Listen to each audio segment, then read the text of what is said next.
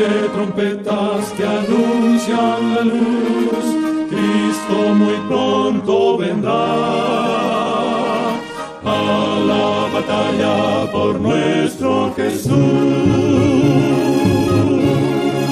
Si venceremos, Cristo muy pronto vendrá.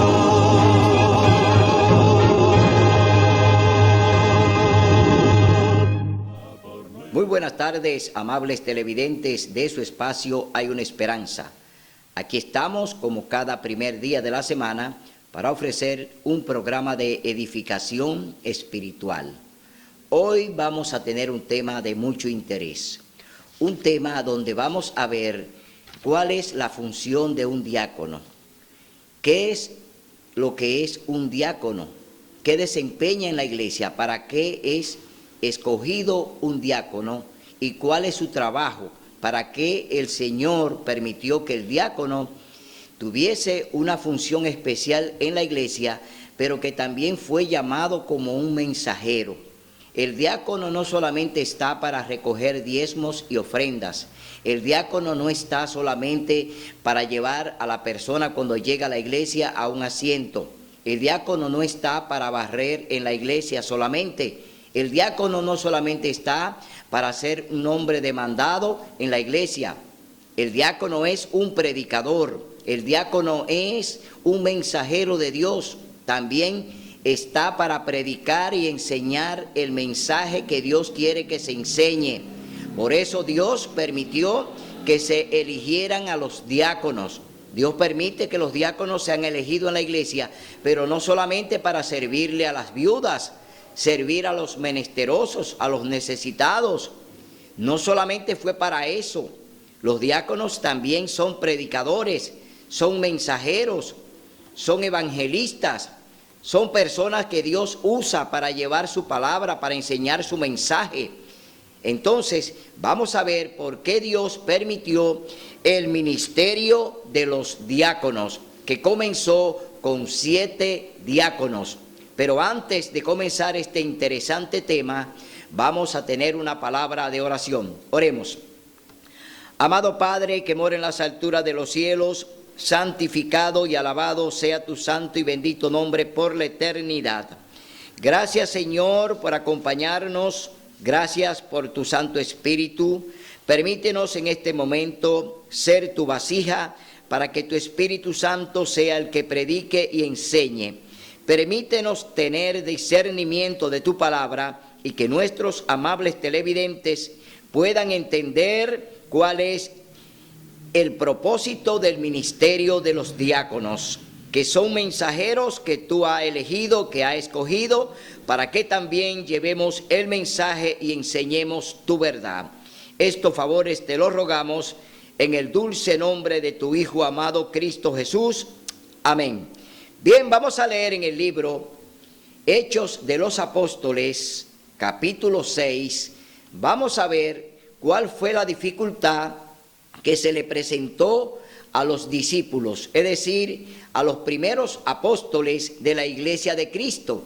Los 12 apóstoles estaban realizando su trabajo, es decir, la comisión que Cristo ya había ordenado, estaba realizando su trabajo de enseñar y predicar. Pero donde ellos trabajaban también habían muchas necesidades, especialmente por la pobreza que había en ese entonces. Estaban las viudas y estaban las personas que carecían de alimentos y de otras necesidades, y que también los apóstoles, los discípulos, ayudaban para amortiguar un poco las necesidades de ellos en aquella época en que ellos andaban predicando el mensaje de Jesús. Vamos a ver por qué entonces comienzan una serie de acusaciones contra ellos, contra los apóstoles, que estaban descuidando a las viudas y a las personas que tenían necesidades, y los acusan los helenistas, fueron que acusaron a los apóstoles, es decir, personas que se constituyeron en enemigos prácticamente de los apóstoles para acusarlo de que estaban entonces descuidando las necesidades de las viudas. pero eso no fue más que un pretexto que Satanás usó para introducir en la iglesia entonces la primera forma de discusión, es decir, de que ellos recibieran algunas acusaciones para entonces Satanás, a través de ese movimiento que se iba a levantar luego, introducir a sus agentes, a sus demonios, que fueron introducidos por Satanás, porque aquí en este tema vamos a ver que hay un personaje que lo introdujo Satanás dentro del grupo de los diáconos. De los 7 diáconos, había un personaje que estaba a favor o fue introducido por el diablo dentro de ellos.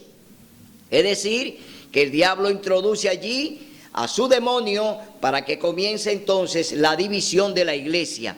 Y en este tema vamos a ver el tema de los 7 diáconos que fueron elegidos para entonces atender las necesidades de las viudas y de los pobres en la iglesia, pero que también Satanás, que estaba viendo cómo iba creciendo la iglesia y cómo se iba multiplicando, Satanás también obra de manera inmediata para que esa obra de crecimiento de la iglesia pues se detenga, porque al diablo no le conviene que la iglesia crezca, es decir, en la palabra, en la verdad.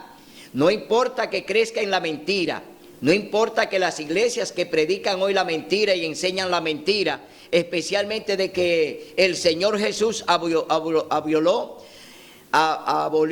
los 10 mandamientos, que abolió el sábado, porque eso es lo que enseñan las iglesias de hoy en día, principalmente enseñando que el sábado ya no hay que guardarlo, que hoy debemos guardar el domingo en honor a la resurrección. Es decir, que el diablo también utiliza a muchos hombres dentro de la iglesia para él llevar a cabo sus planes de división y de presentar la mentira y de también torcer la verdad. Entonces, en este tema vamos a ver cómo estos 7 diáconos que fueron elegidos para llevar a cabo esta misión, entonces dentro de esos 7 hay un laico, un diácono que es también introducido por Satanás. Es decir, el diablo se infiltra como se infiltró Judas dentro de los 12 apóstoles. Recordemos que Judas no fue llamado, Judas se introdujo con los 12, no fue llamado. Aquí vamos a ver que también hay un diácono llamado Nicolás, que de ahí vienen los nicolaístas. De este diácono llamado Nicolás, entonces es el agente especial del diablo para llevar a cabo la división de la iglesia e introducir entonces una doctrina falsa dentro de la iglesia.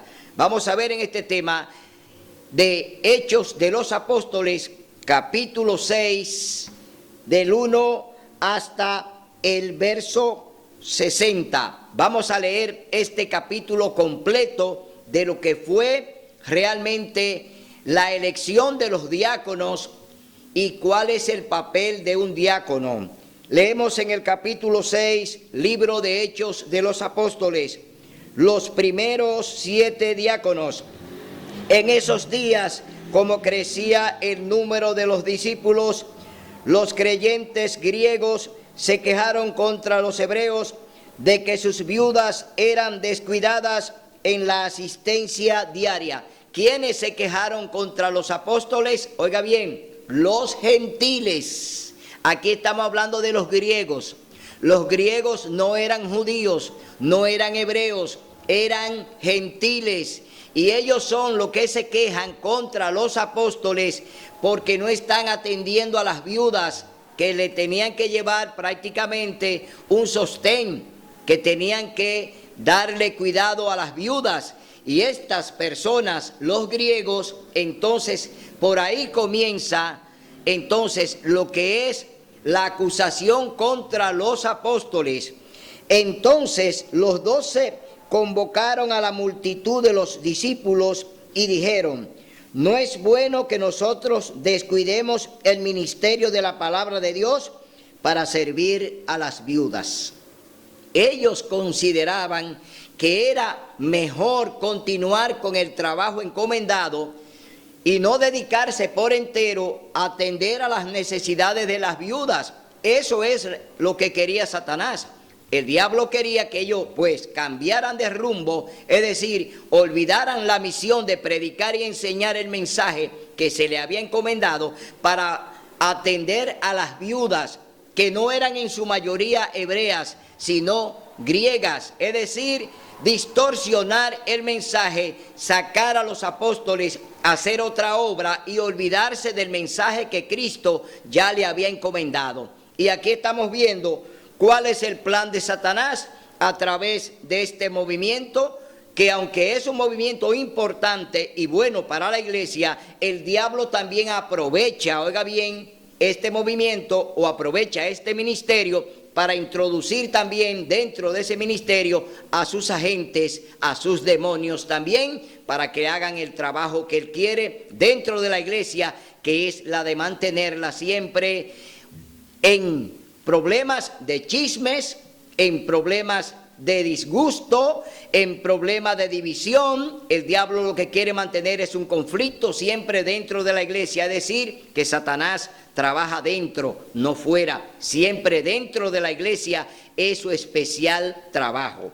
Entonces, por tanto, hermanos, elegid de entre vosotros a 7 hombres de buen testimonio, llenos del Espíritu Santo y de sabiduría, a quienes encarguemos este trabajo. Oiga bien, llenos del Espíritu Santo, es decir, 7 hombres que no tuviesen ningún testimonio negativo, hombres intachables dentro de la congregación, iban a ser elegidos para ser los primeros 7 diáconos. Pero, como le dije anteriormente, Satanás introduce uno de los de él al grupo para que entonces comience la guerra dentro de la iglesia, es decir, la guerra espiritual que se está efectuando en las potestades de los cielos entre Cristo y Satanás. Aquí vemos entonces que ya los apóstoles proponen la elección de los 7 varones que den un buen testimonio para ser elegidos como diáconos y puedan atender a las necesidades de las viudas. La propuesta agradó a toda la multitud y eligieron a Esteban, hombre lleno de fe y del Espíritu Santo, a Felipe, a Procoro, a Nicanor, a Timón, a Parmenas y a Nicolás. ¿Quién? Nicolás. Oiga bien, ¿dónde entró el demonio? Aquí entró el demonio del diablo, introducido por Satanás dentro de los 7 diáconos. Aquí aparece un hombre llamado Nicolás. Es decir, que este hombre entonces viene siendo el Judas que estaba con los 12. Nicolás es el Judas que estaba con los 12 que andaban con Jesús. Aquí el diablo introduce entonces a su demonio, que ahora va a estar dentro de los 7 diáconos. Entonces Nicolás, prosélito de Antioquía, a estos presentaron ante los apóstoles, quienes orando les impusieron las manos, y la palabra del Señor crecía y el número de los discípulos se multiplicaba mucho en Jerusalén, incluso gran cantidad de sacerdotes obedecían a la fe.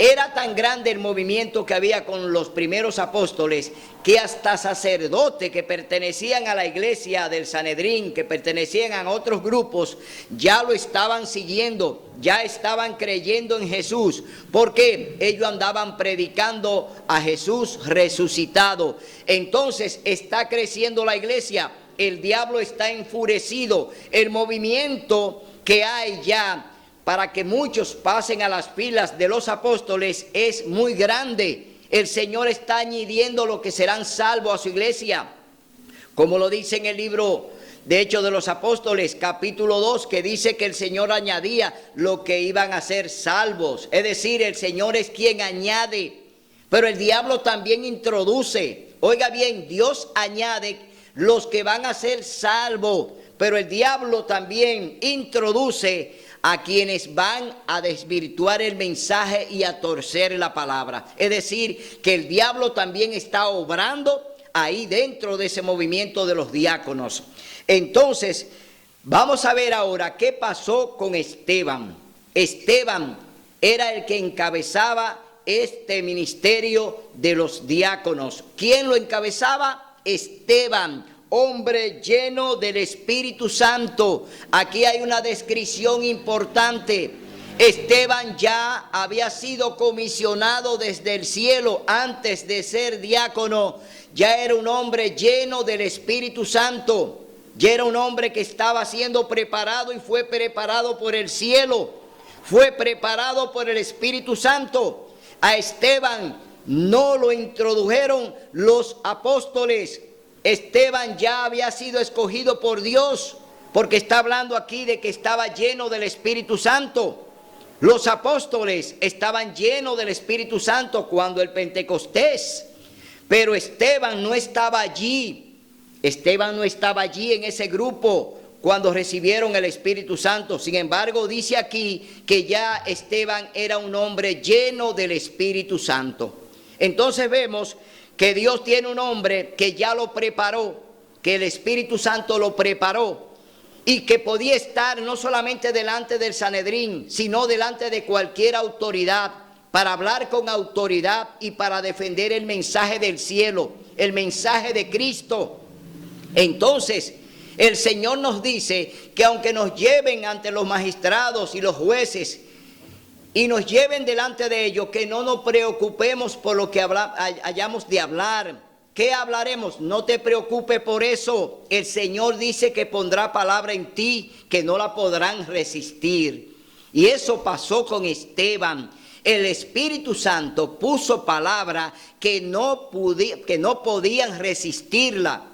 Aquellos dirigentes no podían resistir las palabras que Esteban hablaba, porque estaba hablando el mismo Espíritu Santo. Él no era más que una vasija del Espíritu Santo para darles amonestación a esos dirigentes que estaban rechazando al Espíritu Santo. Entonces vemos aquí que prenden a Esteban. Vamos a ver cuál es el relato que hace Esteban aquí acerca de lo que fue el pueblo de Dios antes de que el Mesías llegara, antes de que Jesús fuera crucificado. ¿Qué pasó con este pueblo cuando fue liberado, cuando este pueblo fue escogido, llamado y se le entregó la ley, cuando Moisés le entregó los 10 mandamientos? Entonces vamos a ver cómo el Señor a través del Espíritu Santo usa de manera poderosa a este diácono llamado Esteban, que no era solamente para recoger diezmos y ofrendas, que no era solamente para ir a sentar a una persona al banco de la iglesia. Esteban era un mensajero del cielo. Esteban era un mensajero de Dios, era un ministro de Dios, Esteban. Entonces vamos a ver ¿qué es lo que el Señor quiere de cada uno de nosotros? Somos ministros del cielo, aunque usted no lleve el título de pastor. Usted, si es elegido por Dios, es un ministro de Dios, un ministro del cielo. Usted no es ministro de hombres ni de dirigentes. Usted es un ministro de Dios, porque usted fue comisionado por el cielo para predicar este mensaje. Dice: Esteban, lleno de gracia y de poder, realizaba grandes prodigios y milagros entre el pueblo. Milagros y prodigios lo pueden hacer los diáconos si el Espíritu Santo le acompaña, si los santos ángeles, que es el ministerio de los ángeles, le acompañan. Usted puede hacer grandes obras para el Señor, solamente tiene que someterse a ellos. Solamente tiene que dejar que el Espíritu Santo y los ángeles obren. Usted no es más que un instrumento de Dios. Usted no hace milagros. Usted es un instrumento del Espíritu Santo. Quien hace los milagros es el Espíritu Santo, es Dios. Entonces, hoy en día muchas veces nuestra obra fracasa porque queremos utilizar nuestro propio poder. Queremos predicar el mensaje sin el Espíritu Santo. Queremos hacer las cosas de Dios sin el Espíritu Santo. No hay manera. Si usted anda en desobediencia a Dios, si usted no cree en los 10 mandamientos, si usted no cree en la santa ley de Dios, entonces usted no puede tener el Espíritu Santo, ni tampoco puede tener el ministerio de los ángeles. Usted no puede tener ni al Espíritu Santo ni a los ángeles si anda violando la ley de Dios, si no cree en ella, si sepulta el sábado. Entonces usted tampoco puede tener el Espíritu Santo para hacer milagros en su iglesia, como hoy lo están queriendo hacer muchos pastores de las iglesias evangélicas, que hoy se ponen a hacer, supuestamente, entre comillas, grandes milagros, pero no vienen de Dios, milagros que vienen del diablo, del que se introdujo dentro de los 7 diáconos, llamado Nicolás. Entonces vemos que hoy en día también se siguen supuestamente haciendo milagros, que lo siguen haciendo los pastores evangélicos, que no tienen el poder ni tienen el aval de Dios, y que no son milagros de Dios sino del diablo, porque quien enferma es el diablo, y el diablo también, como enferma, puede sanar. Es decir, él le puede poner una enfermedad a una persona, tullirla, ponerla en silla de rueda, y él mismo puede levantarla. El diablo tiene poder para hacerlo. El diablo puede hacer que tú caigas redondo también, y puede levantarte también. Es decir, cosas que Satanás hace y la demuestran los pastores como milagros de Dios, como que el Espíritu Santo está haciendo ese milagro, pero no es verdad, porque si ese pastor, esa pastora, ese sacerdote no cree en el Espíritu Santo, no cree en los 10 mandamientos, no guarda la ley de Dios, no quiere aceptar el sábado como día santo del Señor y cree que el Espíritu Santo puede acompañarlo para ese tipo de milagro, está equivocado, está trabajando a favor del diablo, no a favor de Dios, porque no cree en la ley, no guarda su sábado y cree que puede hacer milagro con el Espíritu Santo, que no lo va a hacer. Así, de esa manera, no. El Espíritu Santo trabaja con las reglas. Pedro le dijo: arrepentíos. Cuando terminó el discurso, Pedro le dijo: arrepentíos, bautícense en el nombre del Señor Jesús para perdón de vuestros pecados y recibiréis el don del Espíritu Santo. ¿Cómo puede una persona hacer milagros, recibir el don del Espíritu Santo, si no cree en los mandamientos de Dios, si no cree en el santo sábado y proclama que el domingo es día del Señor? ¿Cómo puede el Espíritu Santo obrar en esa persona? De ninguna manera. El Espíritu Santo dice cómo es que debemos hacer las cosas para Dios. El Espíritu Santo es nuestro instructor. Entonces haz lo que el Señor te manda y obedece al Espíritu Santo, y no oiga las voces de los dirigentes, las voces de los pastores que hoy están arengando y predicando que Jesús clavó los 10 mandamientos en la cruz del Calvario, predicando que Jesús abolió los 10 mandamientos. No lo puedes seguir, no puedes creer en ellos. Te está hablando Satanás, te está hablando el diablo desde ese púlpito. Entonces tú tienes hoy que saber que Dios tiene su regla para seguirlo, y que somos salvos por la gracia de Cristo, que murió en la cruz y pagó por nuestros pecados, derramando su preciosa sangre, cambiando su vida por tu muerte. Eso lo hizo Jesús para darte vida y vida en abundancia. Pero no creas que el Señor Jesús anduvo en esta tierra sin regla, que el Señor Jesús anduvo en este mundo sin mandamientos, porque Él te dice en el libro de Juan, capítulo 14, verso 15, dice: si me amas, guarda mis mandamientos. Él te está diciendo: guarda mi ley por amor. Entonces no te creas eso de que hoy te venden una gracia barata. En la iglesia te están vendiendo una gracia barata, que tú eres salvo ya por gracia y que no importa. Estás cometiendo un grave error, porque tú estás haciendo la voluntad del diablo, negando la santa ley de Dios, negando la palabra de Dios, negando sus mandamientos. Hoy yo te llamo a que tengas una reflexión sobre esto que estamos hablando ahora. Esto es muy serio para ti. Tú tienes que saber que Dios tiene su regla y que no la puede poner ningún hombre. Y el hombre que no sigue la regla de Dios no se va a salvar. Porque nadie se salva a sí mismo. Lo dice el mismo Papa. El Papa dice que nadie se salva a sí mismo.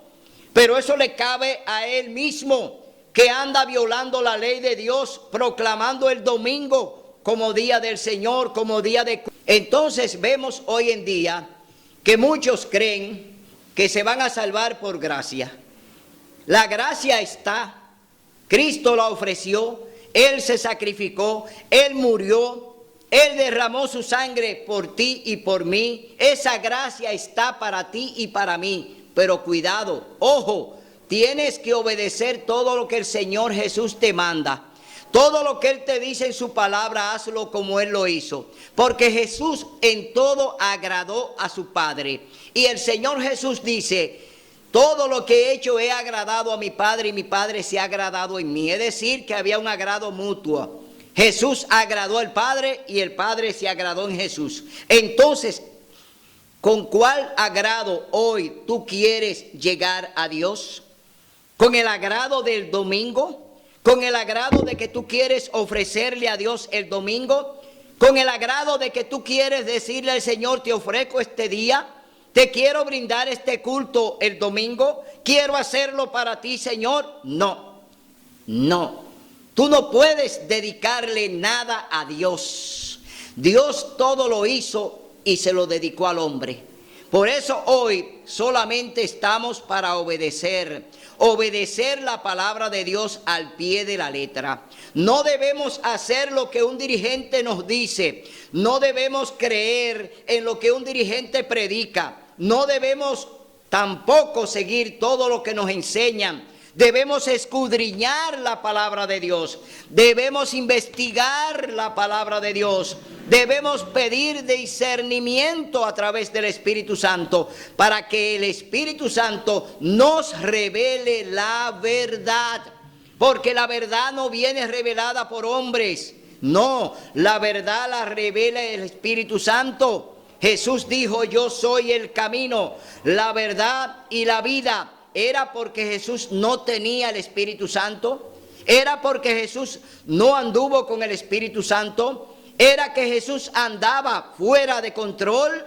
No, todo lo que Jesús hizo lo hizo por vía del Espíritu Santo. ¿Por qué? Cuando Él se bautizó en el Jordán, sumergido. Jesús no fue bautizado cuando bebé, porque Dios eso lo prohíbe. Dios permitió que su hijo se bautizara a los 30 años en el río Jordán. Y cuando fue bautizado por Juan el Bautista, Jesús fue sumergido debajo del agua. Cuando subió, ¿qué bajó? ¿Qué descendió del cielo enviado por Dios? El Espíritu Santo en forma de paloma descendió y se posó en el hombro del Señor Jesús. Ahí el Señor Jesús entonces ya tenía que tener las instrucciones del Espíritu Santo para llevar a cabo su misión. Es decir, que no debemos predicar, que no debemos enseñar sin el Espíritu Santo, porque Él es que está encomendado a enseñarnos su palabra. Entonces vemos aquí que ya Esteban, lleno del Espíritu Santo, comisionado por el cielo, está delante del Sanedrín y le dijeron de la siguiente manera: pero no pudieron resistir la sabiduría y el espíritu con que hablaba. Entonces sobornaron a unos hombres para que dijeran lo que habían oído hablar, palabras blasfemas contra Moisés y contra Dios. Aquí comienzan los dirigentes a buscar testigos falsos como lo buscaron contra Jesús.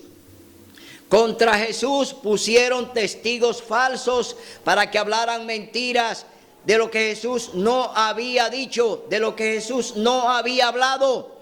Aquí de igual manera le está ocurriendo lo mismo a Esteban. Ahora buscan testigos falsos. ¿Para qué? Para que acusen a Esteban de que él estaba hablando en contra de lo que Moisés había escrito y de lo que Moisés había enseñado, y diciendo que hablaba palabras blasfémicas contra Moisés y contra Dios. Así alborotaron al pueblo y a los ancianos y a los escribas y lo prendieron y llevaron al concilio. Pusieron testigos falsos que dijeron: este hombre no cesa de hablar contra este lugar santo y contra la ley. Es decir, que ellos están acusando a Esteban de que él estaba hablando en contra de la ley. No es posible que Esteban, un hombre que fue enviado del cielo a predicar a través del Espíritu Santo, hablase en contra de la ley de Dios. Jamás Esteban lo iba a hacer, porque tampoco lo hizo Moisés. Es decir, la ley sagrada de Dios, los 10 mandamientos, no pueden ser alterados por nadie. Nadie tiene la autorización de alterar la santa ley de Dios. Entonces, dice: porque le hemos oído decir que ese Jesús de Nazaret destruirá este lugar y cambiará las costumbres que os legó Moisés. Sí, las costumbres que habían dentro de la ley de Moisés, Jesús la abolió. Jesús rompió con esa tradición de las leyes mosaicas, de las leyes que eran lo que se hacía y se practicaba en el templo de los animales, los ritos y las ceremonias de los animales que llevaban allí para ser inmolados, para ser degollados, para expiación del pecado. Jesús había tomado el lugar de ese cordero y lo presentó Juan cuando él entró al río Jordán, que dijo: he aquí, oiga bien lo que dijo Juan, he aquí el Cordero de Dios que quita el pecado del mundo. ¿Quién estaba entrando a las aguas del Jordán? El Cordero que quita el pecado del mundo. Juan está diciendo que ya las leyes mosaicas, que los sacrificios que se hacían en el templo, en ese instante quedaban abolidos. Los ritos de animales quedaban ya concluidos, quedaban ya abolidos, es decir, no se iban a utilizar animales para la expiación del pecado, porque Cristo Jesús, el Mesías, ya estaba presentándose como el Cordero de Dios que quita el pecado del mundo. Entonces vemos que esta acusación que le están haciendo estos falsos testigos delante de los dirigentes no es más que una gran mentira que le están hablando allí al Sanedrín, es decir, que le están hablando a los dirigentes, pero como estaban ciegos y estaban sordos y estaban con su mente estorpecida, es decir, Dios había entorpecido su mente, ellos no estaban en sus cabales. En ese momento el diablo lo había ya convertido a agentes de ellos. Eran demonios que estaban delante de Esteban, no eran hombres comunes, eran grandes demonios, poderosos demonios del diablo que estaban allí delante de Esteban y lo estaban prácticamente juzgando para condenarlo, porque esa fue la decisión que ellos tomaron. Entonces el sumo sacerdote le preguntó: ¿es esto así? Oiga lo que contestó Esteban: Esteban respondió: hermanos y padres, oíd, el Dios de la gloria apareció a nuestro padre Abraham en Mesopotamia antes de morar en Harán, y le dijo: sal de tu tierra y de tu parentela y ve a la tierra que te mostraré. Dios está llamando a Abraham, padre de la fe, padre del pueblo hebreo, es decir, está llamando al fundador de la iglesia en el Antiguo Testamento. Quien comenzó todo el movimiento del pueblo de Dios fue Abraham, el primer hombre que Dios levantó para llevar a cabo entonces el plan de la salvación, que fue a través de Abraham y su hijo Isaac.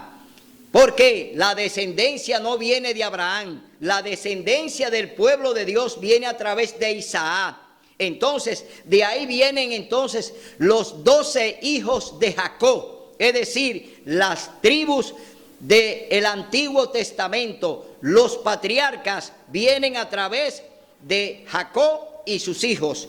Y eso es lo que Esteban está describiéndole a ellos, que se habían olvidado de la historia que Moisés había escrito ya y que Moisés había enseñado, pero se están olvidando que Dios tiene un plan a través de Esteban. Dios quiere ahora llamarlo a la reflexión. Dios quiere ahora que ellos se vuelvan de su mal camino y se arrepientan de lo que hicieron con su hijo Jesús. Pero aquí hay una acusación que viene de parte de Dios a través de este diácono llamado Esteban. Y no le dio herencia en ella, ni aún para asentar un pie, pero le prometió que se la daría en posesión a él y a sus descendientes después de él, cuando él no tenía ningún hijo. Dios le dijo que sus descendientes serían extranjeros en tierra ajena y que los someterían a servidumbre y maltratarían durante 400 años. Aquí está el pueblo de Dios a través de Isaac, a través de Jacob. Viene entonces la descendencia que entonces se multiplica allí en Egipto. ¿Dónde se multiplicaron ellos? En Egipto, en Gosén, allí después que entró José. Y oiga lo que sigue diciendo Esteban en este relato. Dice: pero yo castigaré, dijo Dios, a la nación que los esclavizará, y después saldrán y me servirán en este lugar. Y le dio el pacto de la circuncisión. Así Abraham tuvo a Isaac y lo circuncidó al 8º día, Isaac a Jacob y Jacob a los 12 patriarcas. Y sigue diciendo Esteban delante del Sanedrín que está allí y que lo está juzgando, delante de aquellos demonios poderosos que están allí, hombres que ya son demonios, que son los que lo están juzgando y son los que lo están acusando. Dice: los patriarcas por envidia vendieron a José a Egipto, pero Dios estuvo con él, lo libró de todas sus tribulaciones y le dio gracia y sabiduría ante Faraón, rey de Egipto, quien lo nombró gobernador de Egipto y de toda su casa. Oiga lo que hace el Señor con un hijo de Jacob llamado José. Fue vendido por sus hermanos, llevado a Egipto como esclavo y vendido allí. Pero Dios tenía planes con este hombre, con este hijo de Jacob llamado José. Allí llegó a Egipto, pero el faraón lo nombró gobernador de su casa. Es decir, llegó la bendición. Dios tiene en cada gobierno, en cada institución, no importa la que sea una institución militar, sea una institución civil, sea en el propio gobierno, Dios tiene sus hombres ahí. Como el diablo también introduce sus demonios, también, oiga bien, también Dios tiene ahí sus hombres. Porque dentro del Sanedrín, dentro del grupo que condenó a Esteban, había un hombre que aparentemente no estaba haciendo las cosas correctas que Dios nos exige. Ese hombre era Saulo de Tarso. Estaba dentro del grupo, estaba allí, Saulo estaba allí. Pero Saulo no era directamente un demonio. aunque estaba poseído por el diablo y estaba haciendo cosas contrarias a Dios, Dios tenía planes con ese hombre y Dios también lo fraguó y lo cumplió a través de ese hombre que luego se llamó Pablo, el apóstol Pablo, que fue transformado de Saulo a Pablo. Es decir, Dios revierte las cosas contrarias. No importa que estén haciendo las cosas contrarias a Dios. Cuando Dios dice que va a usar al mismo diablo, lo usa.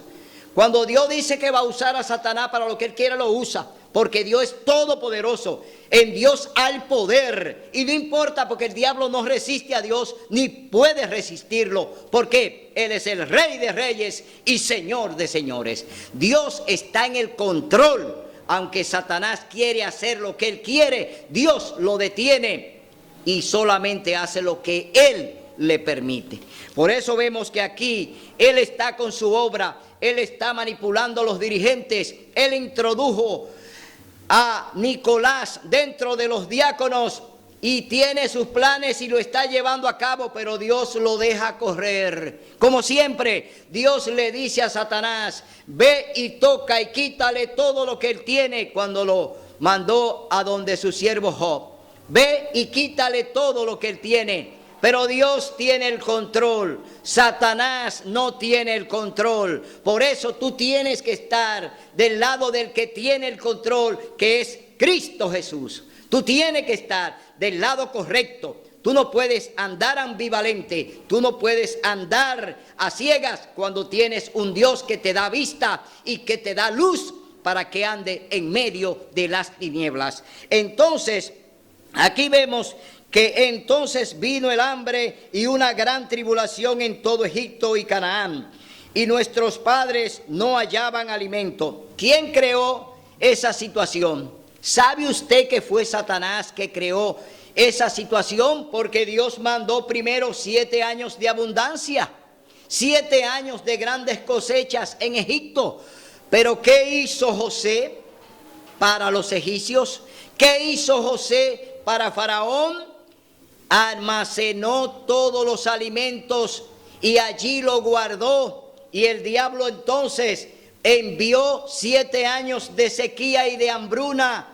Pero Dios había hecho ya provisión para su pueblo, para salvar a su remanente. Porque el diablo quería matar al remanente de hambre, de desesperación, de desconfianza. El diablo quería matar a Jacob y a su familia. Ahí estaba el remanente pueblo de Dios. Ahí estaban los patriarcas. Es decir, Satanás obra, pero Dios ejecuta. Haz lo que quiera, pero Dios tiene el control. Entonces vemos que esta hambruna que ya se produce en Egipto, pero que hay alimento almacenado y que no va a haber hambre para los hijos de Dios, sino que va a haber alimento. Entonces vemos que Dios obra y que todavía Dios sigue obrando para darnos la mano y para decirnos: estoy aquí, hijo mío, ven, sígueme y escucha mi voz, porque lo que quiero es salvarte y darte la eternidad. Entonces dice en el verso 12: cuando Jacob oyó que había trigo en Egipto, envió a nuestros padres la primera vez. En la segunda vez, José se dio a conocer a sus hermanos y Faraón conoció el linaje de José.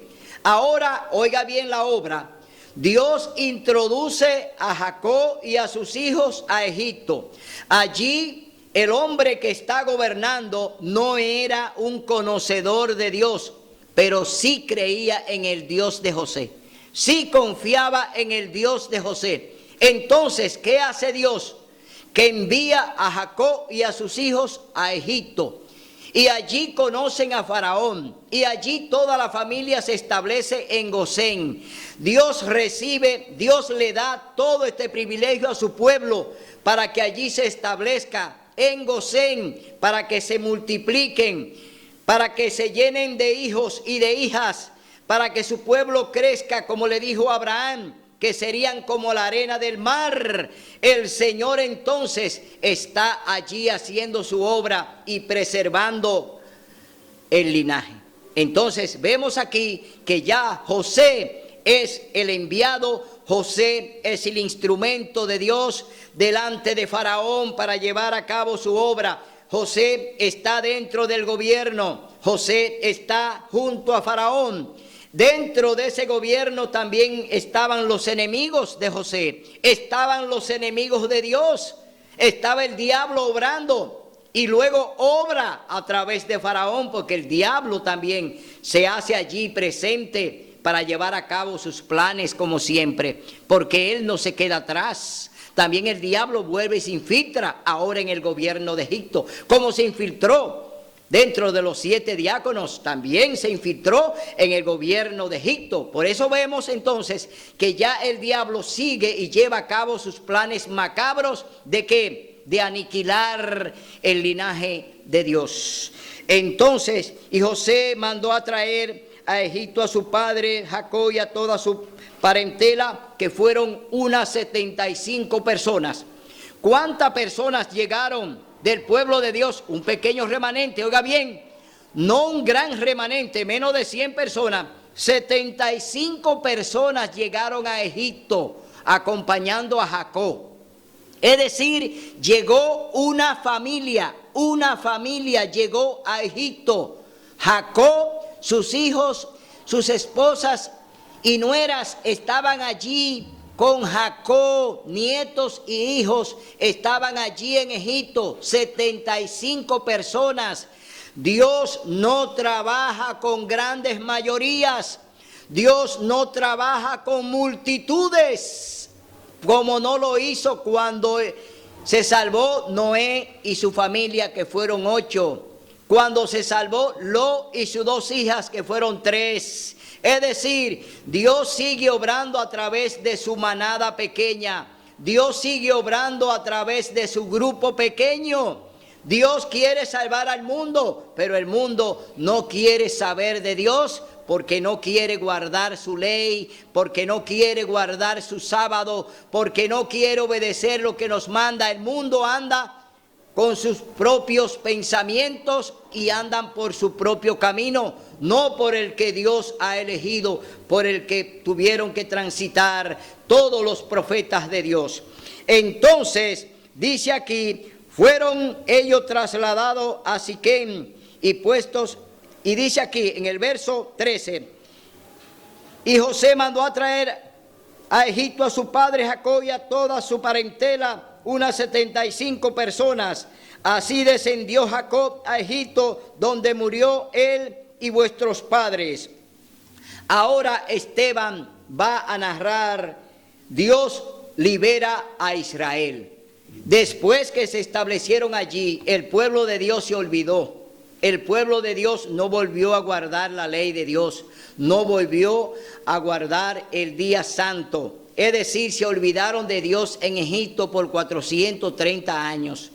Es decir, habían olvidado al Dios que lo había protegido de la hambruna, al Dios que lo había elegido, al Dios que lo había escogido, se olvidaron de Él. Entonces, vamos a ver ahora que Dios no se olvida de la promesa, ni de su remanente, ni de sus hijos, porque siempre lo va a amparar, porque esa es la promesa de llevarlos al cielo.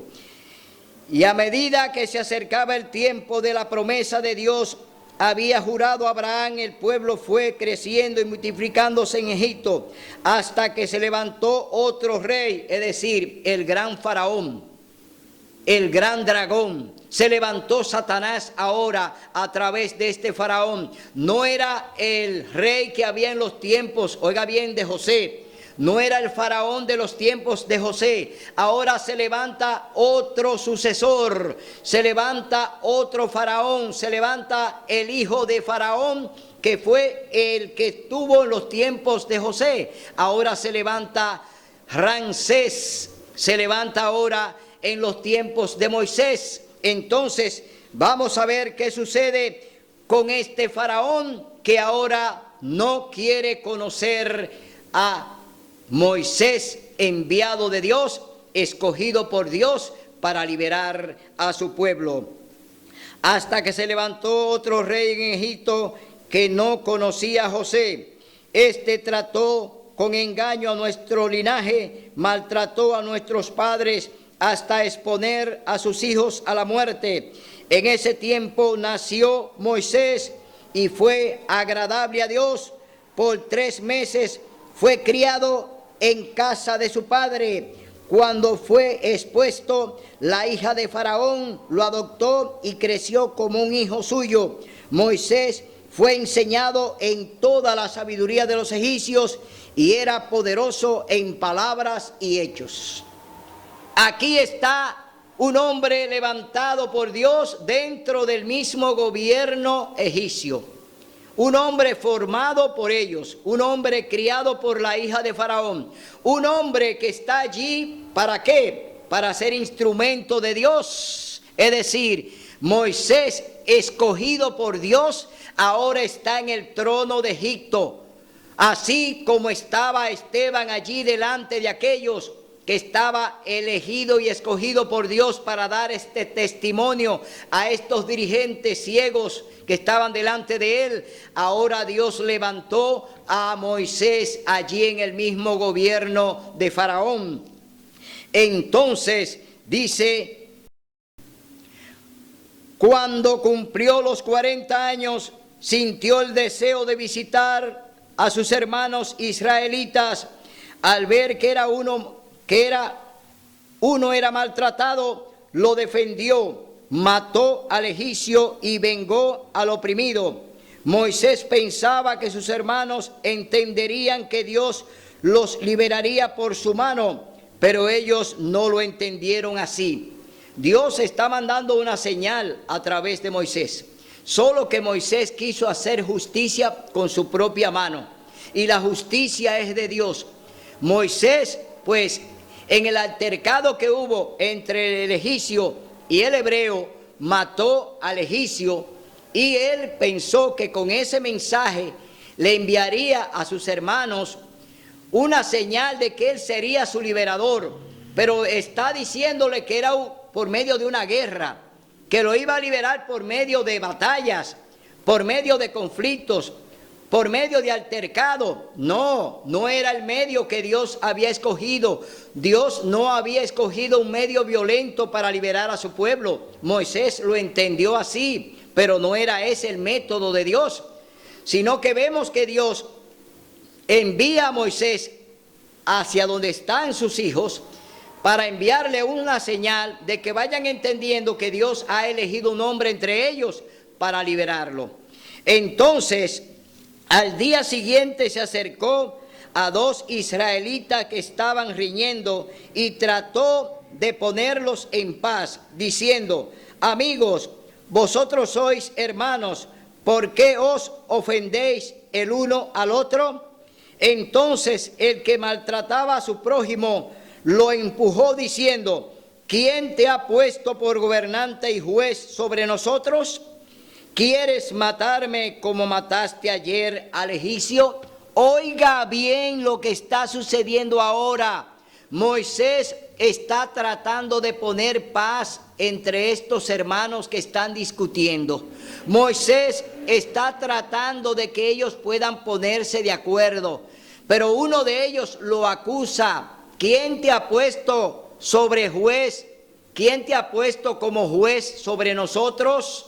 ¿Acaso quiere matarme como mataste al egipcio? Es decir, una acusación muy seria. Entonces, oiga lo que sucede después de esa acusación. Entonces, al oír esto, Moisés huyó y vivió como extranjero en Madián y tuvo 2 hijos. ¿Qué pasó con Moisés? Con lo que pasó entre los 2 israelitas, que lo acusaron de haber matado a un ¿qué? A un egipcio, y eso llevaba pena de muerte en Egipto. Es decir, Moisés tenía pena de muerte si se descubría que él mató a ese egipcio. ¿Y qué tuvo que hacer Moisés? Correr, huir, y se fue a Madián.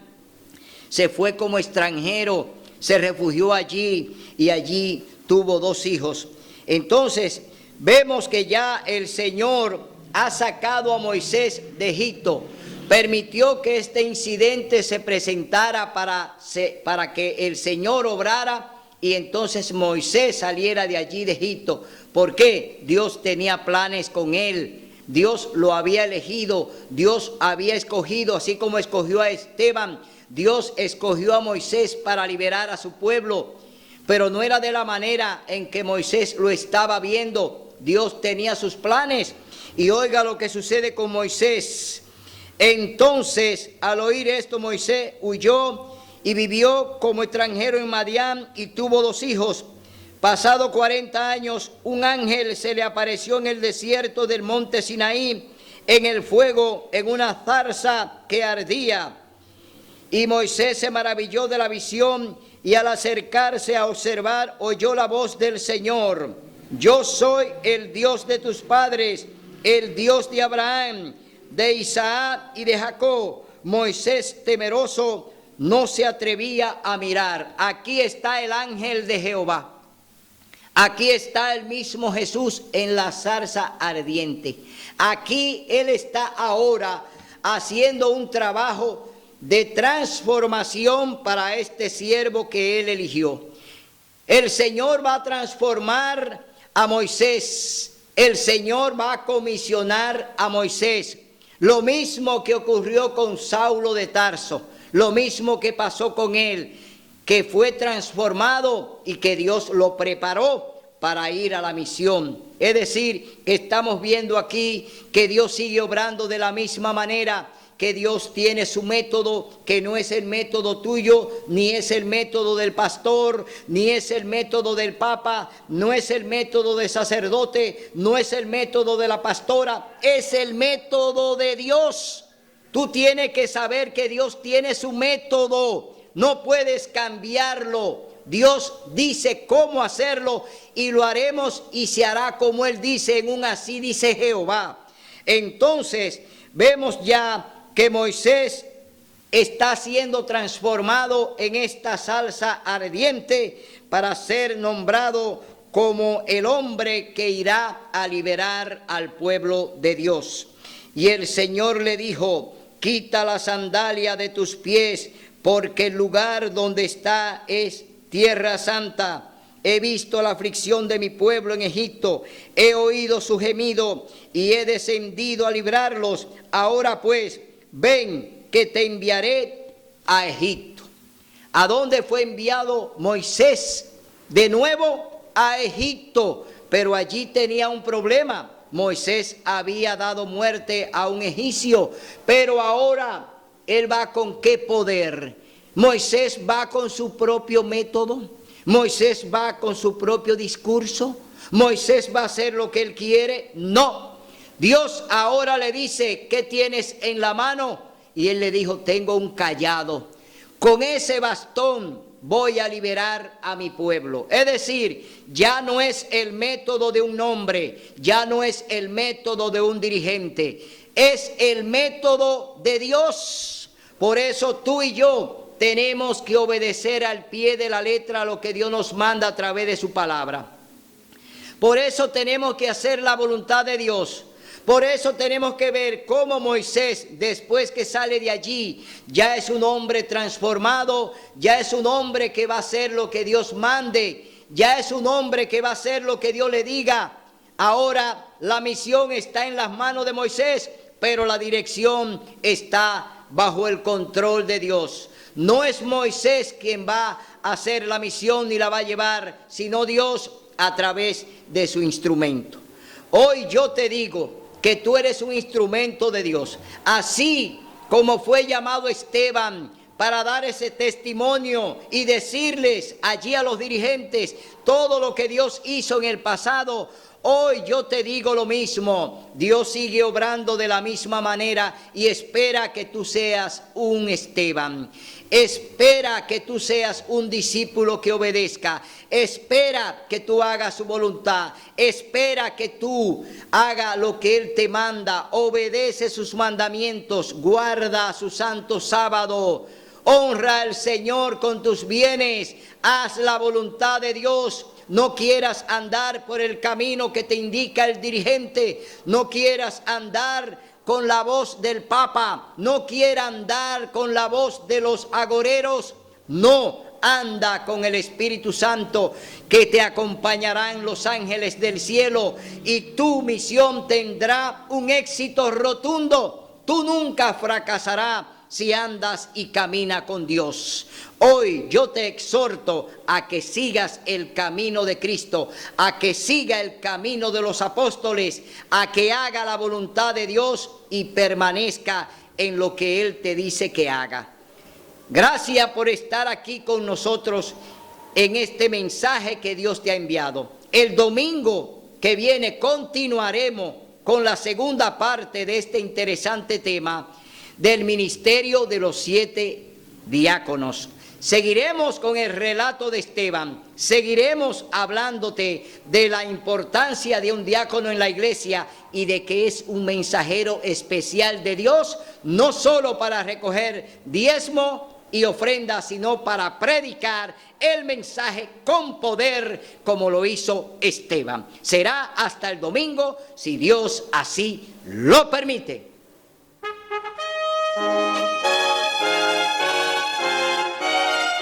Son de trompetas que anuncian la luz, Cristo muy pronto vendrá. A la batalla por nuestro Jesús, si venceremos, Cristo muy pronto